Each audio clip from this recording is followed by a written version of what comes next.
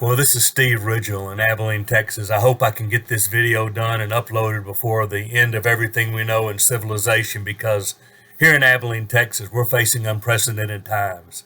We thought COVID was bad and we thought COVID shut down a bunch of things. And as many people have said, 2020 was bad and then it turned 21 and started drinking and got worse because we're in a blizzard in West Texas. Now, for some of you, this would be nothing, but we're in Abilene in West Texas. Over 12 inches of snow shut everything down. School shut down, business shut down, everything shut down. And then, because after all, we're in Texas and don't know what to do with much snow, everybody turned their heat up and everybody turned their lights on, and we started having power outages. And we had rolling power outages all through the state. Many people without electricity for hours, and we have friends and relatives who went almost 24 hours without power. Now, we were pretty fortunate. Ours just went in and out, but we had power most of the time. And then in Abilene, Texas, the power shut off to our water treatment plants. 3 water treatment plants all lost power, which means no water. Full-fledged meltdown panic in Abilene, Texas.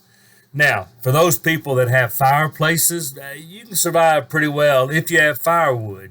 Just crank up the fire, you can cook on it, you can boil water on it, and you can get water even though your water system's out. You don't have water. You can walk out in the yard and scoop snow.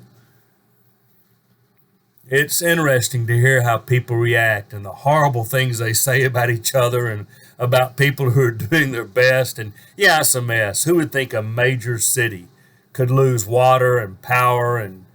But things happen, and they call them unprecedented because nobody ever thought about them before.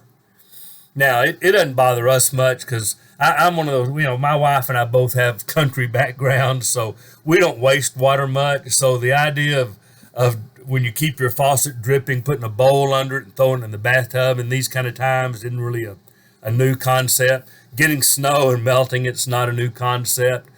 We always have wood because I'm the guy that if one limb falls off, I saw it up and put it in the wood pile. So, we're pretty taken care of.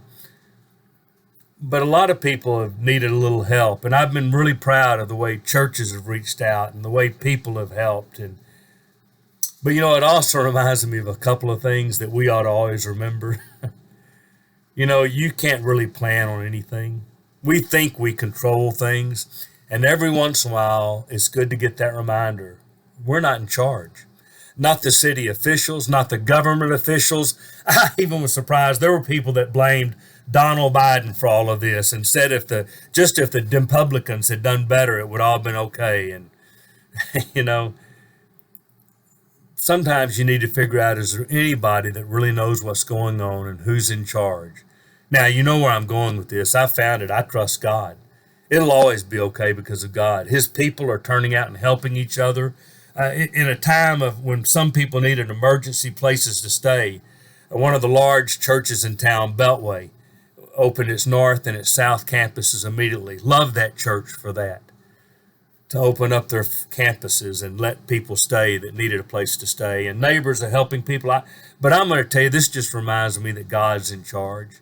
He knows. He'll provide for them. We prayed for our friends. We prayed for us. We prayed for people that need help. God's taking care and God's providing. He's using his people to do a lot of that. But in the midst of all of this, which is from an outsider's perspective, kind of funny if you're in Abilene, kind of not so funny, we don't control anything, but God does. And someday, all of this will be gone, and we will live with God forever. So I'm going to tell you right now, be smart about water and wood and those kind of things. Be smarter about choosing your eternal destiny. This is Steve Ridgel. If I could help you with that, I'd be glad to put you in contact with people that will help you learn the good news about Jesus.